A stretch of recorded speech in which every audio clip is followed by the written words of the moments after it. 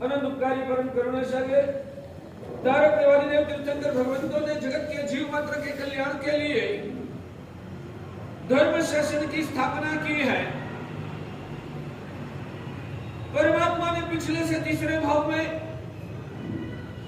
क्षायिक सम्यक्त्व की प्राप्ति होने के बाद अपने अंतर में भाव उजागर किया, जो होवे मुझे शक्ति इसी सभी जीव करू शासन रसी।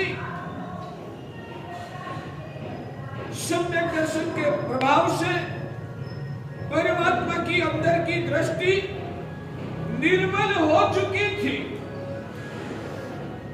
और निर्मल दृष्टि की वजह से परमात्मा ने 14 राजलोक के सभी जीवात्माओं का जीवत्व का स्पष्ट रूप से अंतरंग दृष्टि से दर्शन किया।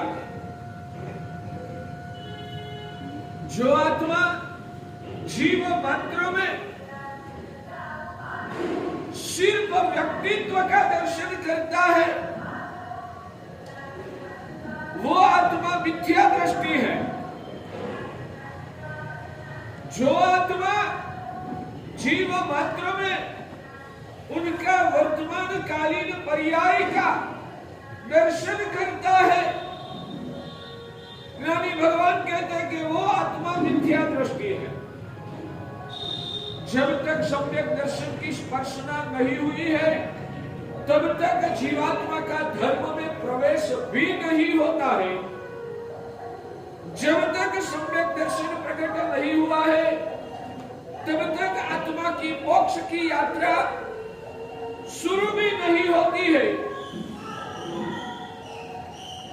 इसलिए सबसे पहले सम्यक दर्शन को अंदर में प्रकट करने की साधना करना है भाग्यशाली।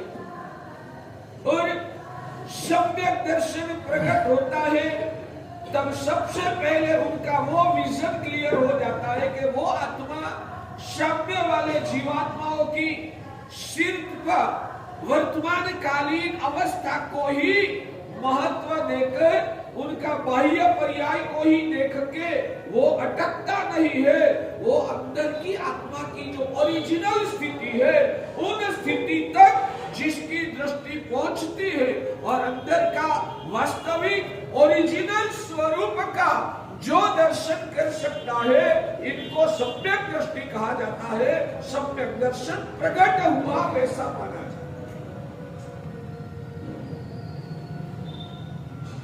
समझ में आया पुण्यशाली? जीव मात्र में आप बताइए मुझे, आप किस रूप से दर्शन करते हो? आप मेरा जो दर्शन करते हो वो किस रूप से दर्शन करते हो? आपकी नजर में क्या दिखता? हाँ, एक आचार्य भगवंत के रूप में आपने मेरा दर्शन किया। सामने बैठे हुए जो भाई है उनको आपने किस रूप से दर्शन किया? उनका दर्शन किस दृष्टि से आपने किया? एक श्रावक है, यानी कि एक व्यक्ति है, उस रूप से आपने दर्शन किया।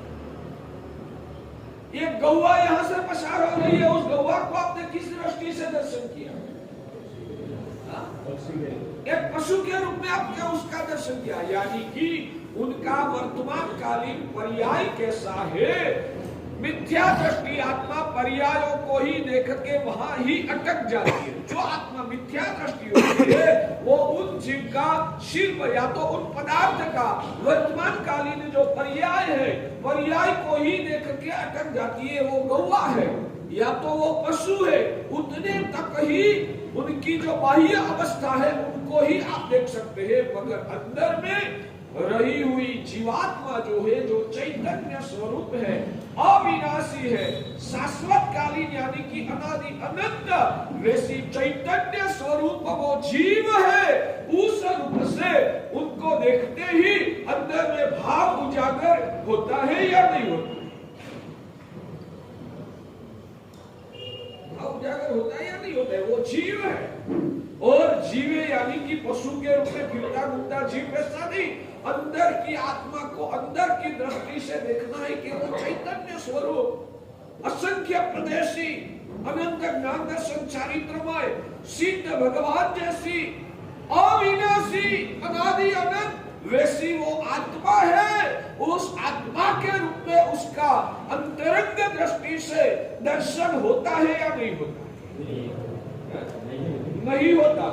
आप लोगों को सामान्य रूप से उनमें जीवन शास्त्र की परिभाषा में कहूं तो जीवत्व का दर्शन होना चाहिए। और जीवात्मा में मनुष्य का दर्शन नहीं, व्यक्ति का दर्शन नहीं, कोई श्रेष्ठी श्रीमंत का दर्शन नहीं, कोई गरीब का दर्शन नहीं। सिर्फ अंदर अंदर में छुपी हुई जो चैतन्य रूप आत्मा है, उन आत्मा का आत्म स्वरूप का दर्शन होना भगवान कहते हैं वो सम्यक दर्शन कहा जाता है। वो सम्यक दर्शन है भाग्यशाली। ऐसा दर्शन होता है या नहीं होता है? आपको सम्यक दर्शन पैदा हुआ या नहीं हुआ, उसके लिए कोई ज्यादा दलीलों की आवश्यकता नहीं है। जीव मात्र में आपको जीवत्व प्रधान रूप से दिखता है तो आपको सम्यक दर्शन है। और जीव मात्र में जीवत्व के प्राधान्यता से दर्शन नहीं होता है तो मैं कहता हूँ भगवान कहते कि आपको अभी मिथ्यात्व अंदर में भरा हुआ, तो उसका पाप लगता है? लगता ही है। इसलिए वो भी मैं दिखाने वाला था। हमारे शास्त्र में कर्म बंध के शास्त्रकार भगवंतों ने 4 कारण दिखाए हैं। लिखिए, हमारे आपको लिखना है तो लिखिए, नहीं लिखना है तो आपकी मर्जी। क्योंकि मैं कहूँ आप लिखो और मेरी आज्ञा का पालन न करो तो आपको भी कर्म बंध होगा, मेरे को भी कर्म बंध। लिखना नहीं है ना आपको। सच में कहूं हमारी आत्मा अंदर से इतनी क्या बोलते हैं रीढ़ी हुई है कि गुरु महाराज कितना भी बोले अपन को जो करना है वो ही करना, अपन को जो नहीं करना है वो नहीं करना। सच में आप इतना ठान के ही बैठे ना, अपन को जितना करना अंदर से मन होता है उतना करना। आप मन में ऐसा ठान के बैठे कि गुरु अपन को जो मन में जमे अंदर से अपनी जो इच्छा हो वो ही करना, गुरु जो बोले वो अपन को करना नहीं। क्लियर है ना आपका? आपका क्लियर है ना? नहीं है? गलत मत लगाना। मगर कभी बच्चा है ना, लड़का प्रेम से समझाए नहीं मानते तो लाफा भी लगाना पड़ता है। गुरु महाराज ने आज तक कितनी बार कहा कि आप आके सामायिक में बैठिए। क्या गुरु महाराज ने नहीं कहा है? नहीं, मगर मुझे नहीं जमता, अपन तो जादू पे बैठना। चल क्या बात थी अपनी? 4 कारण की बात करना है। मिथ्यात्व, अविद्ति, कषाय और योग। कर्म बंध के शास्त्र भगवंतों ने 4 कारण दिखाए हैं। आप लोग क्या मानते हैं कि जब हम पाप कर्म करते हैं तभी हमको पाप कर्म का बंध होता है? जब हम कोई पाप क्रिया का सेवन करते हैं तभी हमारी आत्मा को पाप कर्म का बंध होता है। हम कोई पाप कर्म का सेवन नहीं करते हैं, पाप क्रिया नहीं आचरते हैं तो हमको कर्म का बंध नहीं होता है। आप क्या मानते हैं भाग्यशाली? दोनों मिलता है।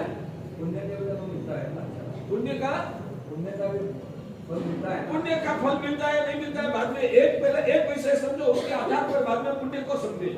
पहले आप इतना मानते हो ना कि पाप क्रिया करते हैं तो ही पाप कर्म का बंध होता है। रिस्पॉन्स देते रहो, रिस्पॉन्स दोगे तो ही मजा आएगा, रिस्पॉन्स नहीं दोगे तो मजा नहीं आएगा। हाँ, आप ऐसा मानते हो कि हमने कोई जीव को मारा तो पाप कर्म का बंध होगा, हमने झूठ बोला तो पाप कर्म का बंध होगा, हमने चोरी किया तो पाप कर्म का बंध होगा, हमने गुस्सा किया तो पाप कर्म का बंध होगा, हमने किसी के साथ ठगाई किया तो पाप कर्म का, हम कुछ गलत करेंगे तो पाप कर्म का बंध होता है। सही बात?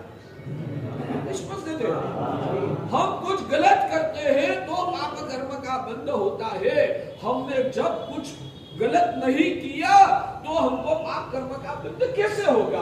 आपकी मान्यता यही है, यही है। अच्छा, यहाँ आप बैठे अभी तो व्याख्यान श्रवण करते हैं ना, जिनवाणी का श्रवण कर रहे हो, गुरु के चरणों में आप बैठे हैं, तो क्या आपको कोई पाप कर्म अभी बंद होगा? अभी आपको कोई पाप कर्म लगेगा?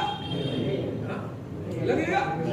हमारे कर करुणा सागर सर्वज्ञ भगवान कहते हैं कि हर पल व्याख्यान की जाजब में बैठने के बाद भी आपकी आत्मा को निरंतर पाप कर्म का बंध चालू है, निरंतर पाप अभी भी। और मंदिर जी में जब जाके परमात्मा की पूजा करते हैं ना, पूजा की क्रिया करने के दौरान भी आपकी आत्मा को निरंतर पाप कर्म का बंध चालू है। ये सर्वज्ञ भगवान ने कहा। पूछना है कुछ? जमता है ना? जमता है ना? हाँ तो पूछो ना, मुझे ऐसा क्यों आपको क्या पील लगा के क्यों बुलाना पड़ता है? आप बोलो ना कि कैसे। सच में कहूं, सभा बोलती है ना तो मजा आता है, सभा नहीं बोलती है ना तो मुझे भी मजा नहीं। जमता है ना? व्याख्यान श्रवण करने के दौरान भी आपकी आत्मा को पाप कर्म का बंध निरंतर चालू है, और परमात्मा की पूजा करते करते भी आपकी आत्मा को पाप कर्म का बंध निरंतर चालू है। अभी भी आवाज नहीं आ रही कैसे? तो हमारे वहां ज्ञानी भगवंत ने कर्म बंध के 4 कारण बताए हैं। एक काम कीजिए, हर 15 दिन में एक बार प्रवचन का विषय की परीक्षा लेने का। हर 15 दिन के बाद प्रवचन का परीक्षा लेना। जिनको प्रवचन की संख्या कम होगी तो चलेगा, जितने आए वो बराबर रुचि वाले श्रोता होने चाहिए।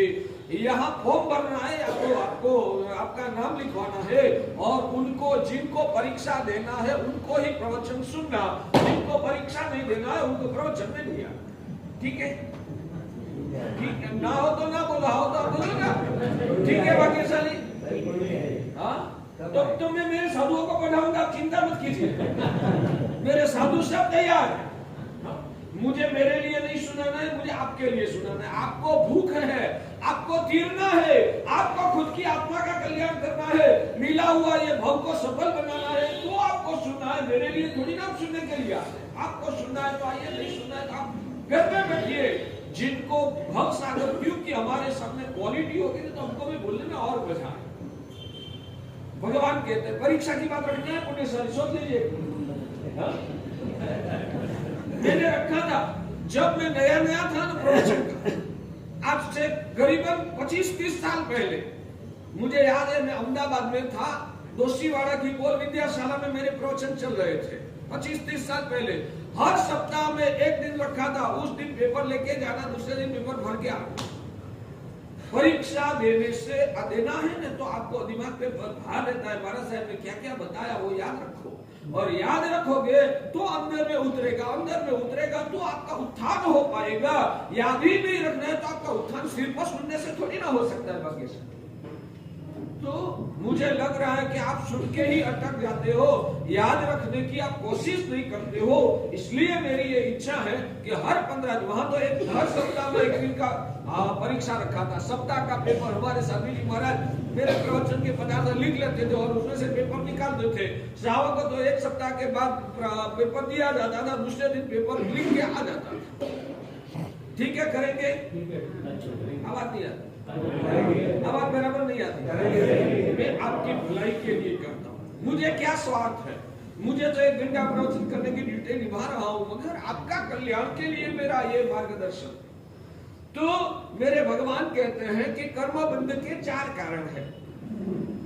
मिथ्यात्व, अविरति, कषाय और योग।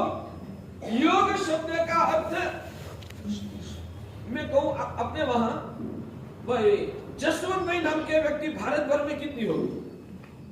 जसवंत नाम की व्यक्ति भारत में कितनी होगी? कांतिलाल, मणिलाल, छगनलाल नाम की व्यक्ति कितनी होगी? बहुत सारी। तो वैसे एक नाम के बहुत सारे लोग हो सकते हैं। योग शब्द के भी शास्त्रों में अनेक अर्थ लिखा है। एक अर्थ है मोक्षेण योजनाद योगा।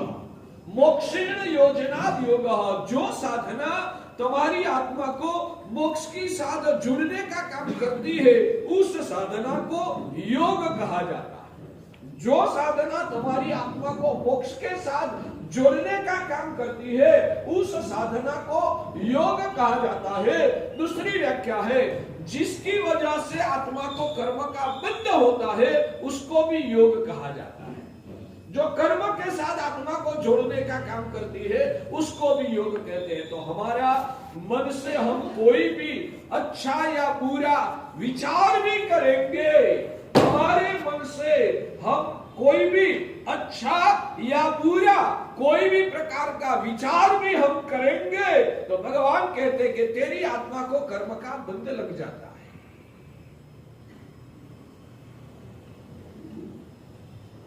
चलो मन में तो विचार चालू ही रहते हैं, तो कर्म बंध भी चालू ही रहते हैं। मन में विचार चालू ही रहते हैं, तो कर्म के बंध भी हर पल आपकी आत्मा को निरंतर चालू है। अच्छा विचार रखने के लिए अच्छा विचार करते हैं तो भी आपकी आत्मा को कर्म बंध निरंतर चलता रहता है। कैसे?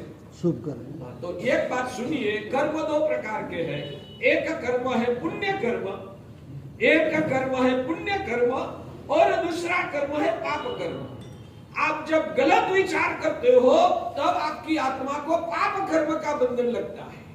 जब आप मन से हिंसा, झूठ, चोरी, अब्रह्म परिग्रह का पाप वासना का विचार जब आप मन से करते हो, तब आपकी आत्मा को पाप कर्म का बंधन लगता है।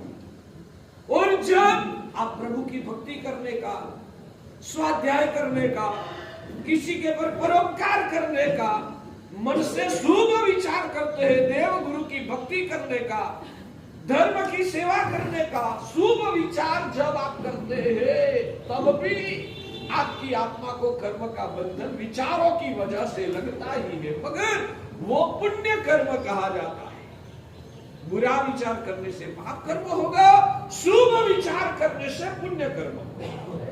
मन के विचारों से निरंतर आत्मा को कर्म का बंधन चालू है। समझ में आया? निद्रा में भी क्यों कर्म का बंध होता है? निद्रा में भी क्यों कर्म का बंध? निद्रा की बात बाद में समझो, अभी जो बात चल रही है ना, लोगों का लेवल ये है कि पहले कर्म बंध क्या है, कैसे, वो समझो।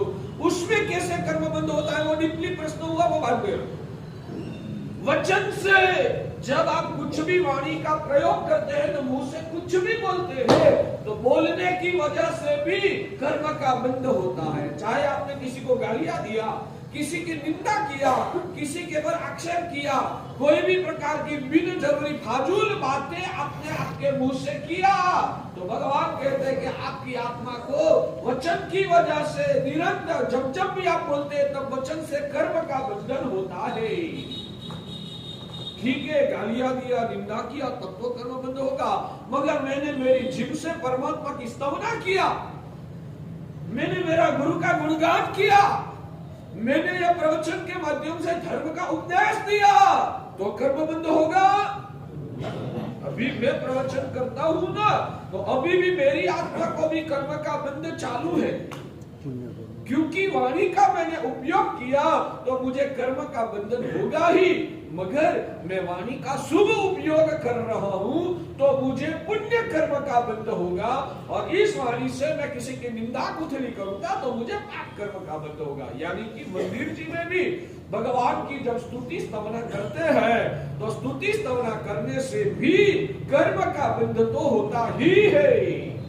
मन से विचार करने से भी कर्म का बंध होता है, वचन से, वाणी से बोलने से भी कर्म का बंध होता है, और काया से कोई भी क्रिया आप आचरो, चाहे पाप कर्म का सेवन करो, काया से पाप क्रिया करो, तो भी आपकी आत्मा को कर्म बंध होता है, और काया से आप धर्म करो, पुण्य करो, तो भी आपकी आत्मा को कर्म बंध होता ही है। कितना समझ में आया पुण्येश्वर?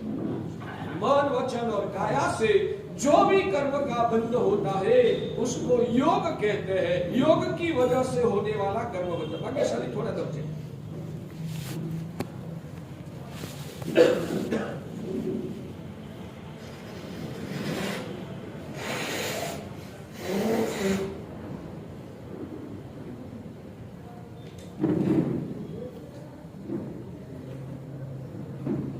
लास्ट नंबर का कर्मबंध का कारण बताया है योग। उससे पहले भगवान ने बताया है कषाय। कल जो हमने कषायों की बात किया था, क्रोध, मान, माया, लोभ, वो कषाय करने से भी जीव को कर्म का बंध होता है। समझ में आया? मन, वचन, काया की सक्रियता से होने वाला कर्म बंध अलग, और कसाई करने से होने वाला कर्मबंध अलग। यानी कि कसायों के साथ आप कोई भी क्रिया करते हैं तो कसाई जनित कर्मबंध भी उस टाइम होता है, उसके साथ साथ ही योग संबंधी यानी कि मन वचन काया की शक्ति के संबंधी। मान लो कि आपने गुस्सा करके किसी को गालियां दिया, गुस्सा करके आपने किसी को गालियां दिया, तो वो गालियां देने की वजह से आपको वचन की सक्रियता भी है, गालियां दिया तब वचन की सक्रियता भी है, और मन में गुस्सा आया है तो आपको कसाई निमित्तक कर्म का बंध होगा या वचन की सक्रियता निमित्तक कर्म का बंध होगा। दोनों कर्म का बंध एक साथ चलता रहेगा। वचन की सक्रियता भी है तो उस निमित्त भी कर्म बंध होगा। आपका मन भी कसायों के भावों से वासित है तो मन के अशुभ विचारों के निमित्त भी आपको कर्मबंध उस टाइम ही होगा। उस टाइम आप पत्थर लेके किसी को मार रहे हो, गालियां देते देते मारते हो, तो काया की सक्रियता के निमित्त भी कर्मबंध होगा।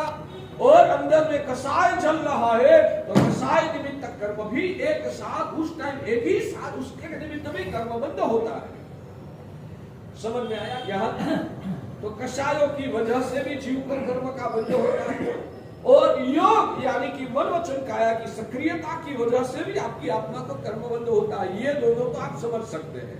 अब भगवान उससे भी गहन बात कर रहे हैं, कितने प्रकार के पाप ऐसे हैं कि जिसमें आप कुछ भी न करो, कुछ न करो तो भी आपकी आत्मा को निरंतर कर्म का बंध चलता है।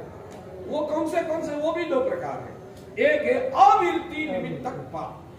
अविरति यानी कि आपने पापों का पचखान नहीं लिया, आपने पापों का पचखान नहीं लिया है, भले आप पाप न भी करो तो भी आप अपराधी। मान लो कि एक उदाहरण के रूप में आपको बताऊं, मान लो कि आपने पहले कोई चोरी किया, कुछ गलत किया, आप पुलिस ने आपको पकड़ लिया, कोर्ट में केस, और शायद आपको माफी देने की बात आई, उसने बोला कि आप लिख के दो कि मैं अब से मैं कभी चोरी नहीं करूंगा।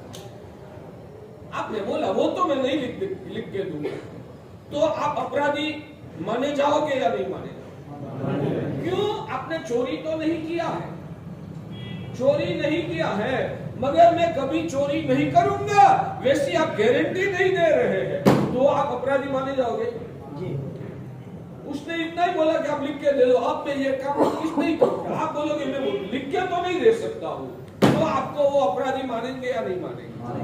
आप पाप करो या न करो, मगर पाप नहीं करने की जब तक गारंटी नहीं देते हो तब तक भगवान कहते कि उसको अविरति निमित्तक पाप कहा जाता है। मैं रात्रि भोजन नहीं करता हूँ मगर मैं पचखान नहीं लेता हूँ। पचखान क्यों नहीं लेते हैं? तो डीप में अंदर में रात्रि भोजन करने की तैयारी मानसिक रूप से आपने जिंदा रखी। शायद मैं बीमार पड़ जाऊं, मेरा डायबिटीज कम हो जाए और खाना पड़े तो शायद मेरी खाने की भी तैयारी मानसिक रूप से तो है ही, इसलिए तो आप पचखान नहीं लेते। मैं कभी भी आइसक्रीम खाने वाला नहीं हूं मगर मैं पचखान नहीं लूंगा। क्यों नहीं लूंगा?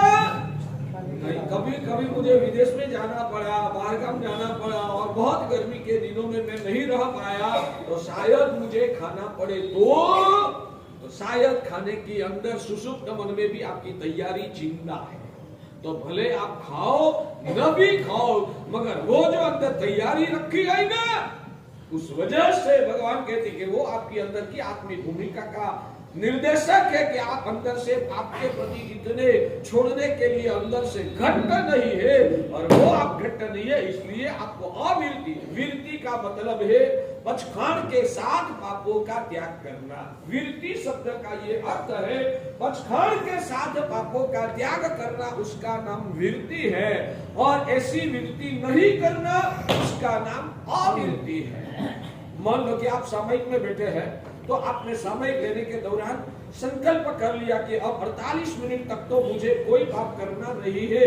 विकल्प मोबाइल आएगा तो आप क्या उठाओगे? सामयिक लेके आप बैठे हैं, सामयिक के दौरान किसी की रिंग बजी तो क्या आप मोबाइल उठाओगे? क्यों? मैं सामायिक में पचखान लिया है कि ये पाप मैं नहीं कर सकता हूं। शायद घर से इमरजेंसी समाचार आया कि आपको घर बुला रहे हैं, आपकी समय की 15 मिनट की देर है, आप क्या करोगे? मैं नहीं जा सकता हूं। ऐसे यहाँ से घर पे जाना है, व्हीकल पे जाना है, स्कूटर पे जाना है, आपको समय की 15 मिनट की देर है, आप क्या करोगे? स्कूटर चला के निकल जाओगे? क्यों नहीं निकल जाओगे?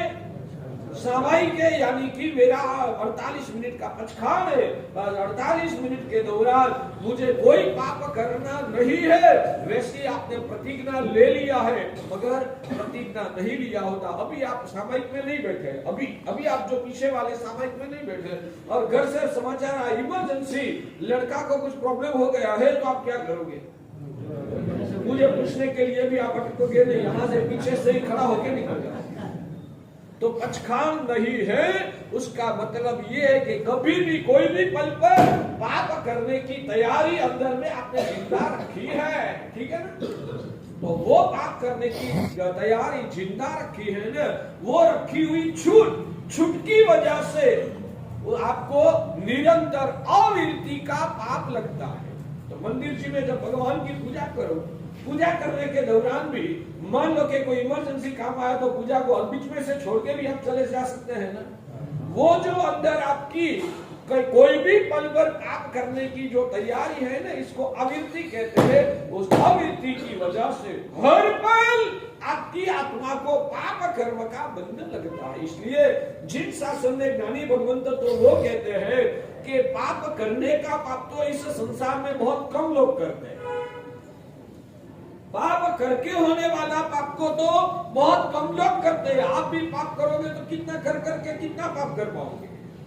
आप हर रोज व्हीकल में बैठोगे, कितने व्हीकल का यूज आप कर पाओगे? एक दिन में कितने वाहनों का यूज आप कर पाओगे भाग्यशाली?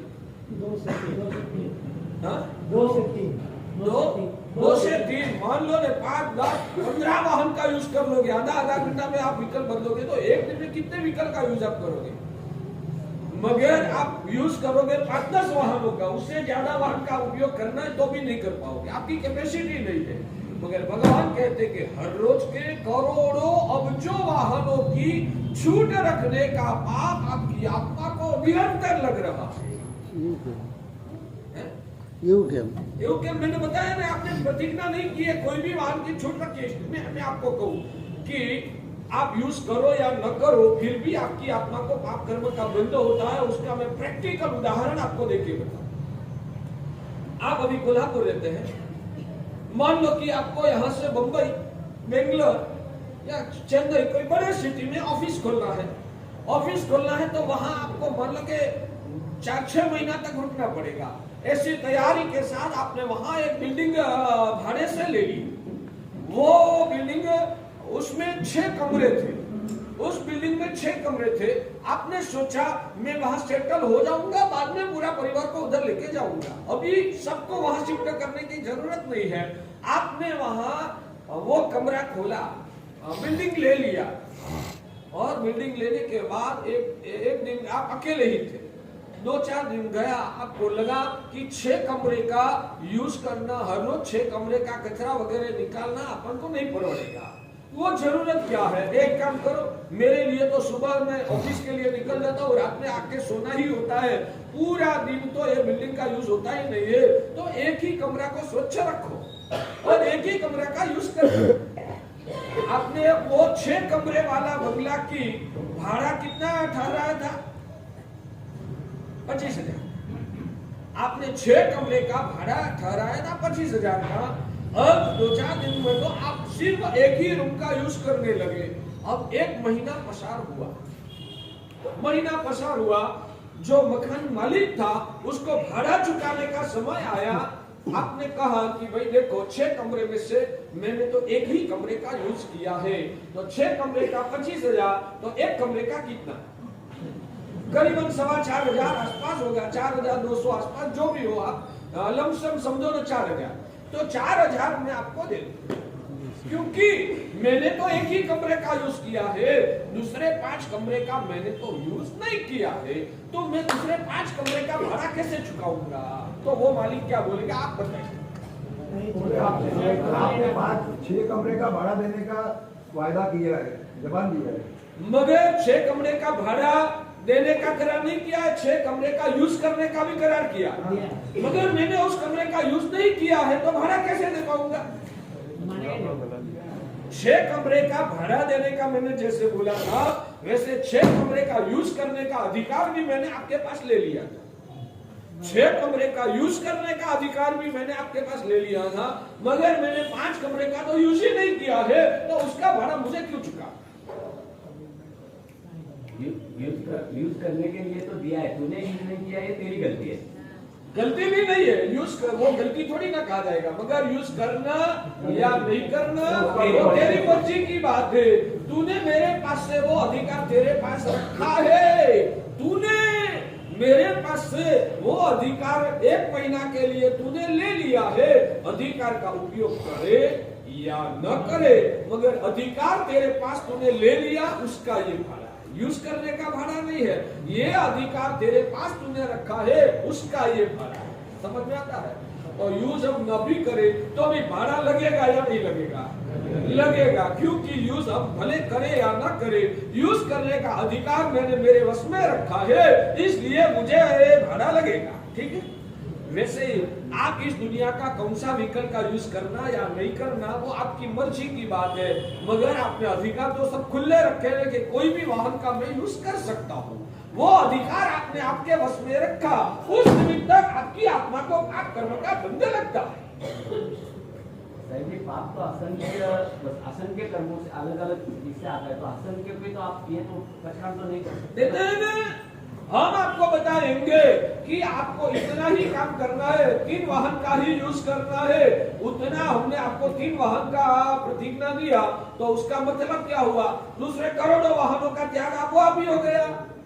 हम बोलते हैं कि 48 मिनट आपको या उपासना के अंदर ही बैठना है, सामयिक में रहना है, तो उसका मतलब यह हो गया कि सामयिक के अलावा इस उपासना के बाहर की पूरी दुनिया के साथ आपका जुड़ाव कट हो गया, सब पापों का पछाड़ हो गया।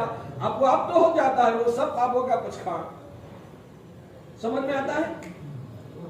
आपने नियम लिया, आज के दिन में 4 चीज से ज्यादा नहीं खाऊंगा, तो उसका मतलब ही 4 चीज को छोड़ के दुनिया भर की करोड़ों चीज का पछाड़ आपको अब ही हो जाता है।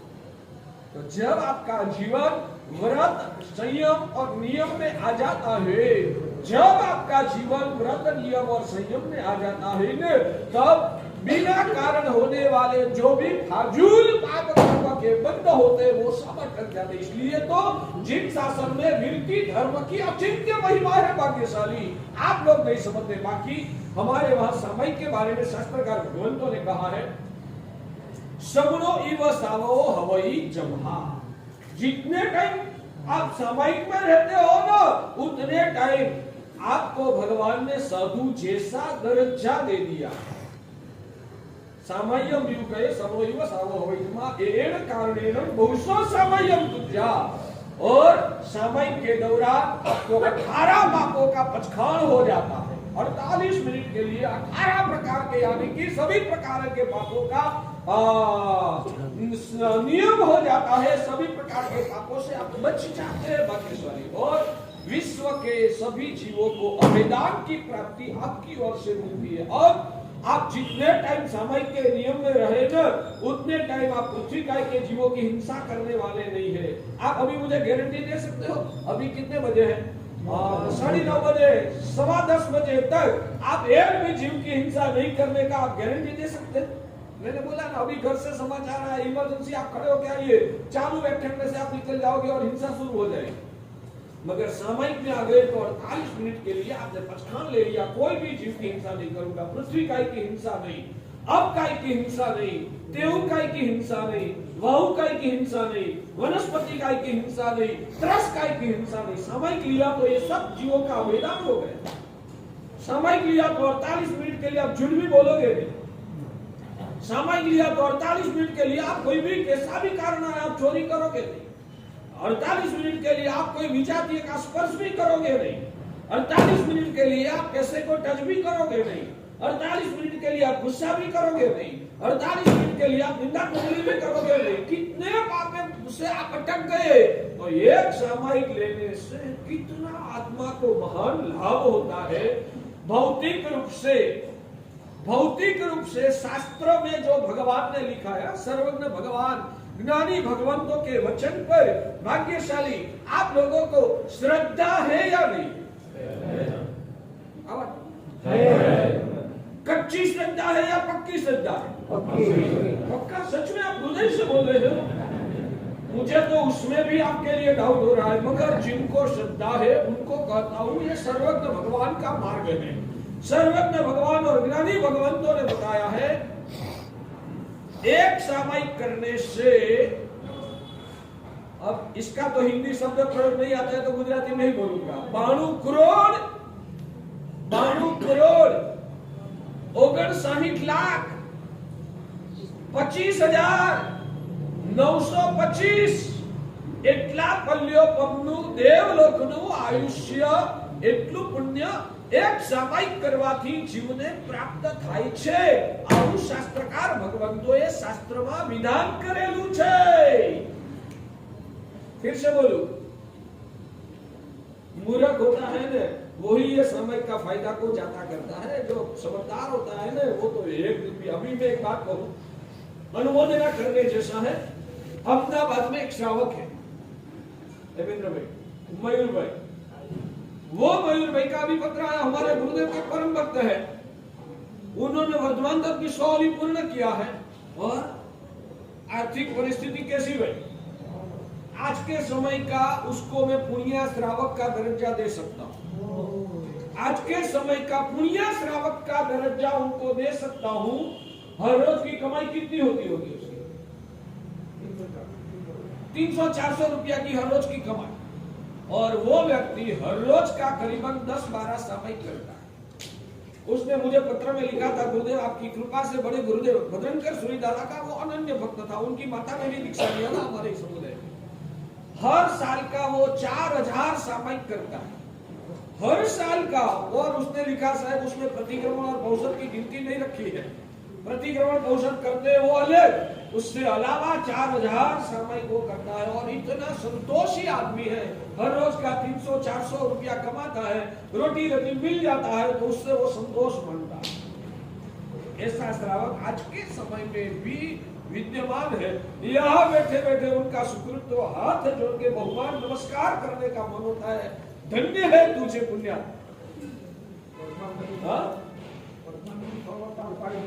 वर्तमान तक की 100+ बीजी 48 ओली पूर्ण થઈ चुकी है। 100 ओली एक बार खत्म किया, दोबारा पाया डाल के शुरू किया, 48 ओली अभी हुई है।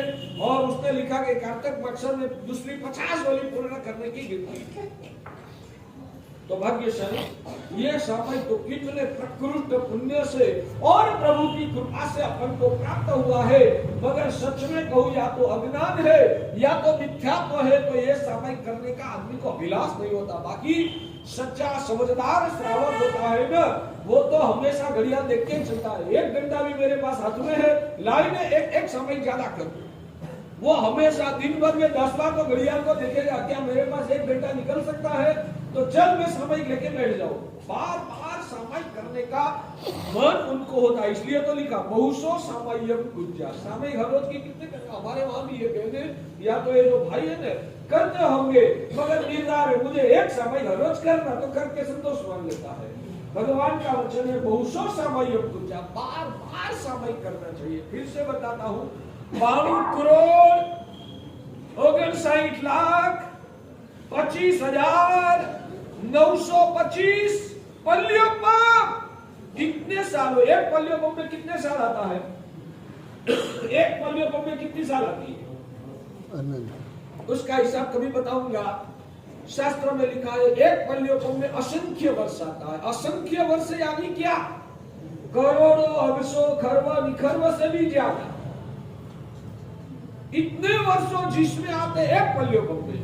वैसे 92 करोड़ 59,25,925 इतने पल्लियों पंप का देवलोक का सुख प्राप्त हो, इतना पुण्य का बंध उन आत्मा को होता है। वैसा ज्ञानी भगवंतों ने शास्त्रों में बताया। हम आपको बार बार कहते आप सामयिक में बैठिए, क्यों? हमको क्या इंटरेस्ट होगा आपके लिए? मगर आपको भी हमें बचाना है, आपका भी कल्याण करना है। आत्मा की शुद्धि भी सामयिक से होगी और आपको संसार के भौतिक सुख चाहिए ना, तो भौतिक सुख भी सामयिक से। उससे आगे बढ़कर बताओ, शास्त्रों में ऐसा स्पष्ट शब्दों में लिखा कि एक व्यक्ति सुवर्ण से शिखरबद्ध जिनालय का निर्माण स्वद्रव्य से करता। पुण्यशाली एक व्यक्ति सोने का जिनालय, शिखरबद्ध जिनालय स्वद्रव्य से बनाता, दूसरा व्यक्ति एक सामयिक करता है। तो दोनों में ज्यादा आराधक कौन? शास्त्रों में ऐसा लिखा है कि सामयिक करने वाला ज्यादा बड़ा आराधक आत्मा। एक व्यक्ति मस्कमण की तपस्या करता है, दूसरा व्यक्ति एक सामयिक करता है। तो मस्कमण वाला आगे बढ़ेगा या सामयिक वाला आगे बढ़ेगा? शास्त्र में लिखा है। शास्त्र की बात करता हूं, मेरे घर की बात नहीं करता हूं। पुण्यशाली शास्त्रकार भगवत लिखते हैं कि मस्कमण की तपस्या करने वालों से भी एक सामयिक प्रेम श्रद्धा से करने वाला, भगवान की आज्ञा के अनुसार एक सामयिक करने वाला आगे है। करना है जी। आप बोलो ना महाराज साहब, हमने तो जो करना है वो ही हम करेंगे। हम तो यहाँ सुनने के लिए आते हैं, थोड़ी ना हम सुधरने के लिए। क्या करना है? कल से परिवर्तन लाना है जी। और सच में कहूं, यहाँ जो लोग दूसरे लोग सामयिक नहीं करते हैं, उसका पाप आपको लगता है। हाँ सच में मैं लॉजिक से बताऊंगा, दूसरे लोग जो सामयिक नहीं करते हैं ना, उसका पाप आपको लगता है। चलो आगे। कैसे? हाँ तो बोलो ना। इसलिए उन लोगों को सामयिक करने का मन क्यों नहीं होता है? ये कोई नहीं करते हैं और मैं धोती खेस पहन के जाऊंगा तो कैसे? उनको शर्म आती है, उनको डर लगता है, अव्यक्त डर है। हकीकत में आप आपकी आत्मा को पूछो, कोई नहीं करते। आगे वाले लोग 8-10 करते, वो तो भिक्षा दिया बूढ़े तो करते हैं। हमारे में से कोई नहीं करते और मैं अकेला धोती खेस पहन के जाऊंगा तो कैसा लगेगा? सच में बताइए, आपके सुसुप्त मन में ऐसा कोई डर छुपा हुआ है या नहीं छुपा हुआ? बोलो ना। बहुत सारे लोग ऐसे हैं जिसके सुसुप्त मन में ये डर है, और इस वजह से आप लोगों का देखकर वो उनको करने का मन नहीं होता, इसलिए कर दो कि वो पाप आपको। और आप लोग करने लगोगे ना तो उनको भी मन होगा। 100 धोती खेस पहन के कटासा पे बैठ कर लेके जाते हैं तो मैं भी जाऊं, तो वो जो करेगा ना उसका पुण्य भी आपको में होगा, वो करेगा उसका फायदा भी आपको मिलने वाला है। सर जी, धोती केस ना हो तो मुझे लाभ दीजिए, मैं 50 जोड़ लाके रखता हूँ। वाह बढ़िया। वो भी एक बात करना है पुण्यशाली। मंदिर जी में कभी कभी देखता हूँ बहुत दर्द होता है। मेरे भगवान ने परमात्मा की पूजा के लिए भाइयों के लिए धोती और खेस का ही विधान किया। मैं कभी कहता हूँ कि आप